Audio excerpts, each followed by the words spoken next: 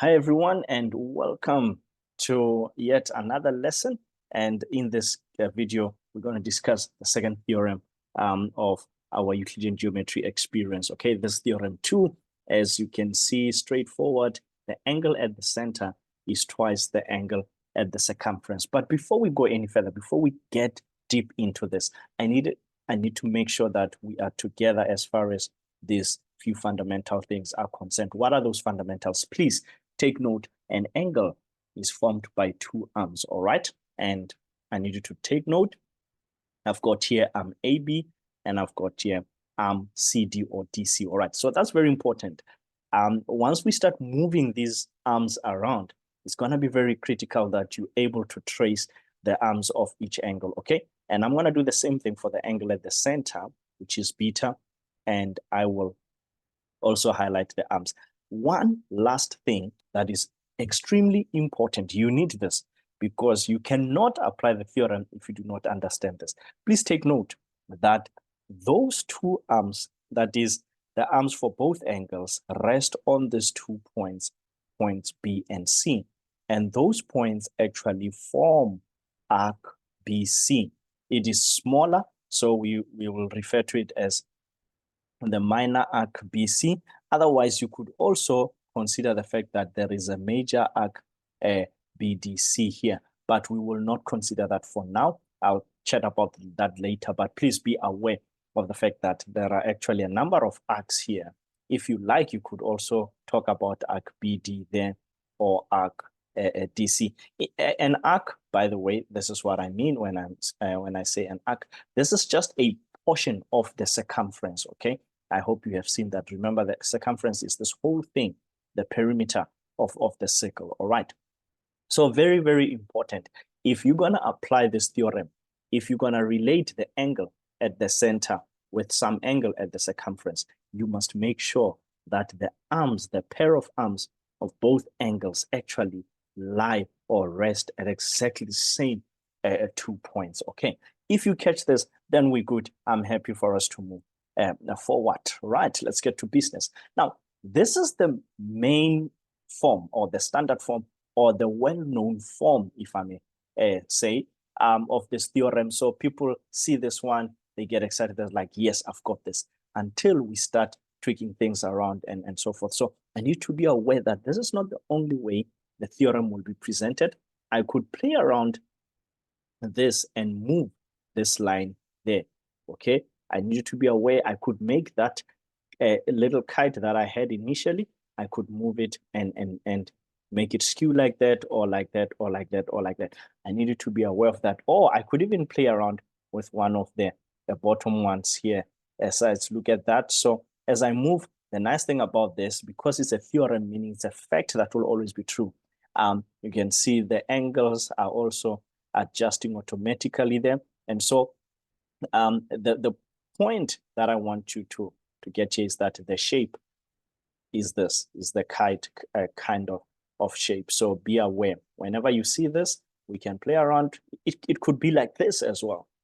You will see when we get to the problem solving part, where you have so many lines and these theorems appear all at a go. You will see how it is important to be able to remember this basic shape and the different forms here. All right, let's get to the second form. The second form would be this. Look at this. It's a very simple one, again, but it is often missed as well. It is not so obvious, but again, if you think of the principle that I just discussed, that is follow the arms, you will notice that actually the theorem does apply. It's just that in this case, if you look carefully here, the one arm of the angle at the center actually overlaps with the with part of the arm of the angle that is being formed at the circumference. So the angle at the circumference, it is still that angle there, and here's the second arm here. All right, so I need to take note of that. All right, and then obviously for the one at the center, here are the two arms. What is the principle? They must rest on exactly the same points. So there's B and C, and what is the arc? Of course, it is still arc BC, and that is the part of the arc. So it's very important, once again, that you really be in a position where you can trace down the arms of the two angles. All right. And having said that, let's move to another form. Another form is what I call the bow tie or the butterfly format. As you can see, again, very tricky, but if you follow the principle, you're going to be able to score in here. Again, look at that and look at that. We still have the arc BC. All right. Again, check the angle at the center. Look at that arm there going there and going there. Oh, by the way, while saying arms and talking about chord BC, the correct terminology that we use is we say chord BC, not chord, my apologies, arc BC subtends. The word that we use is the word subtend. So we say arc BC subtends angle A, okay?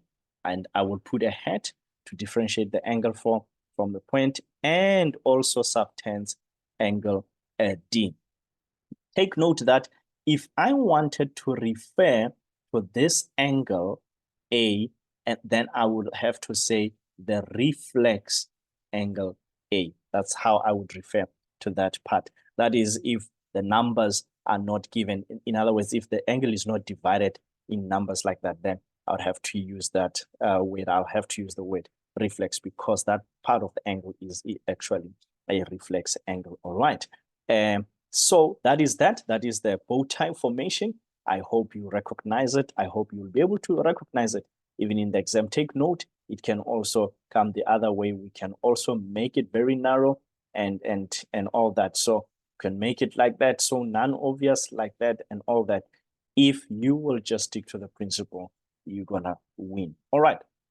And then I think the other part will then be the reflex case, meaning the angle at the center is actually a reflex angle. As you can see here, again, you need to think of the principle. What has happened to our chord? Our chord has enlarged.